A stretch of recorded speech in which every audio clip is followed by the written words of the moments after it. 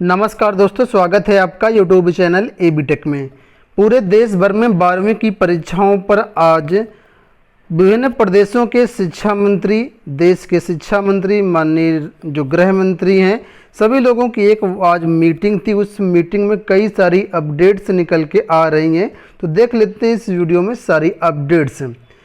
12वीं की बोर्ड परीक्षाएं कोरोना के कारण अभी तक नहीं हो पाई हैं। 10वीं की परीक्षाएं तो विभिन्न राज्यों ने वो जो है रद्द कर दिया है, उन छात्रों को प्रमोट कर दिया है। कुछ राज्यों ने अभी तक नहीं किया, तो उस पर जल्द ही निर्णय हो जाएगा।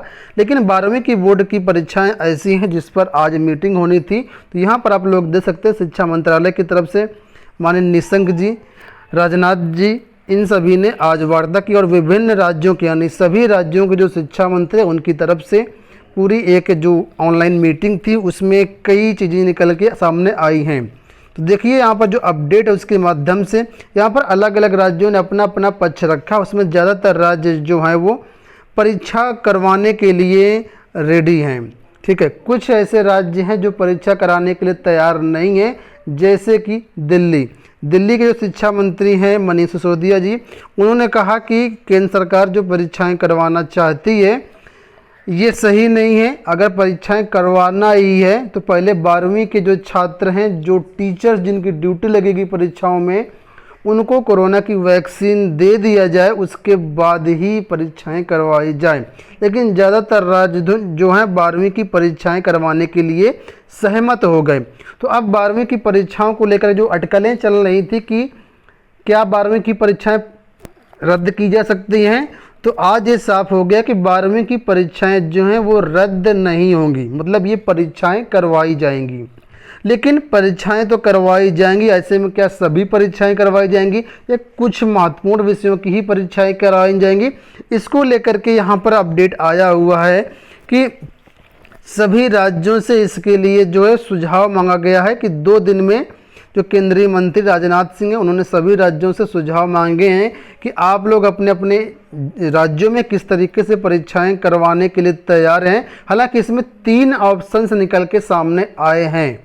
ठीक है, 3 ऑप्शंस कैसे कैसे हैं, क्या बदलाव हो सकता है परीक्षा पैटर्न में।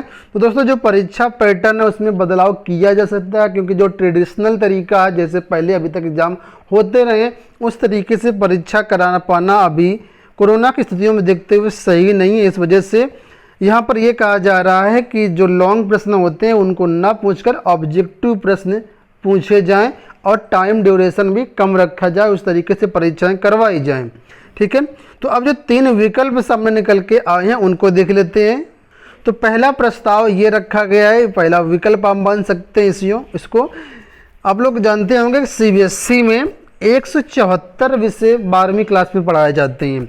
अब सभी 174 विषयों की परीक्षाएं कराना संभव नहीं है। ऐसे में पहला विकल्प ये है कि जो मुख्य विषय हैं सिर्फ उनकी ही परीक्षाएं करवाई जाएं और बाकी विषयों की परीक्षाएं ना करवाई जाएं, उसी के आधार पर उनको जो है वो नंबर दे दिया जाए। यहाँ पर देख सकते हैं कौन कौन से मुख्य विषय हैं। तो इसमें दिया गया कि 174 में से 20 जो मुख्य विषय हैं उनमें से physics, chemistry, mathematics, biology, history, political science, business studies, accountancy, geography, economics, English, ये मुख्य विषय के अंतर्गत आते हैं।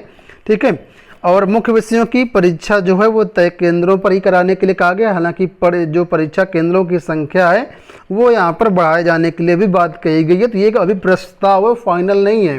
इस पर फाइनल जो मुहर लगेगी वो अभी करीब जून में लगेगी जा करके। ठीक है, अभी ये प्रस्ताव है कि जो मुख्य विषय सिर्फ उनकी ही परीक्षाएं करवाई जाएं, परीक्षा केंद्रों की संख्या भी बढ़ाई जाए और मुख्य विषयों में जिस तरीके से अंक आएंगे उन्हीं को आधार बनाते हुए अन्य विषयों के अंक भी दे दिए जाएं। लेकिन यहाँ पर समस्या ये है कि इन सब चीज़ों में लगभग 3 महीने का समय लग जाएगा। यहाँ पर जो अपडेट दिया है कि देखिए इस विकल्प वाले प्रस्ताव में प्री एग्जाम के लिए 1 महीना, परीक्षा से लेकर के रिजल्ट जारी करने में 2 महीने, यदि किसी छात्र की कंपार्टमेंट आती है तो उसके लिए 45 दिन का समय चाहिए होगा। तो ऐसे में अगर टोटल टाइम की बात की जाए तो लगभग 3 महीने लग जाएंगे अगर पहले प्रस्ताव को फॉलो किया जाए। अब दूसरा प्रस्ताव यहाँ पर क्या है, तो दूसरा प्रस्ताव भी देख लीजिए। यहाँ पर इसमें लिखा है कि सभी विषयों की परीक्षाएं ली जाएं। ठीक है, सभी विषयों की परीक्षाएं ली जाएं। हालांकि परीक्षा समय 90 मिनट का हो, यानी 1.5 घंटा का पेपर हो। इसमें वैकल्पिक और छोटे प्रश्न ही पूछे जाएं, यानी जल्दी से जल्दी छात्र परीक्षा दे करके निकले।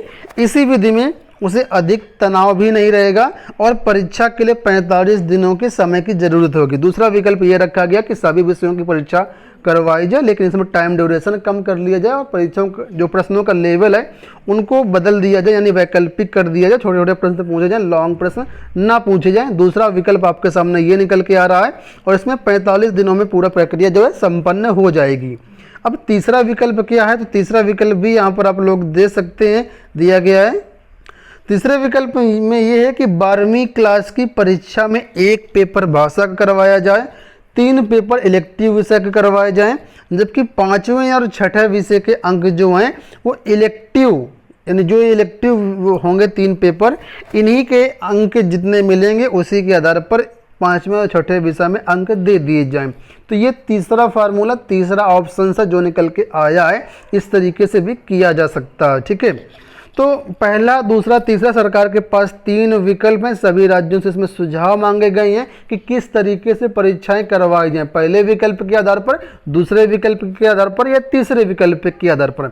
और ये इसलिए ज़रूरी है, ऐसा नहीं कि कोई राज्य किस तरीके से करवाए, कोई राज्य किस तरीके से करवाए, क्योंकि जो 12वीं की परीक्षा होती है बहुत ही अहम होते हैं। विभिन्न नौकरियों में इसी के जरिए जो होता है एंट्रेंस होता है, तो इसमें प्रमोट नहीं किया जा सकता है। और अगर एक राज्य दूसरे फार्मूले के आधार पर चलेगा, दूसरा राज्य दूसरे के आधार पर चलेगा, तो फिर जैसे किसी नेशनल लेवल के एग्ज़ाम में बैठेंगे और वहाँ पर मेरिट सिस्टम से हुआ तो किसी अभ्यर्थी का फ़ायदा हो जाएगा, किसी अभ्यर्थी का नुकसान हो जाएगा।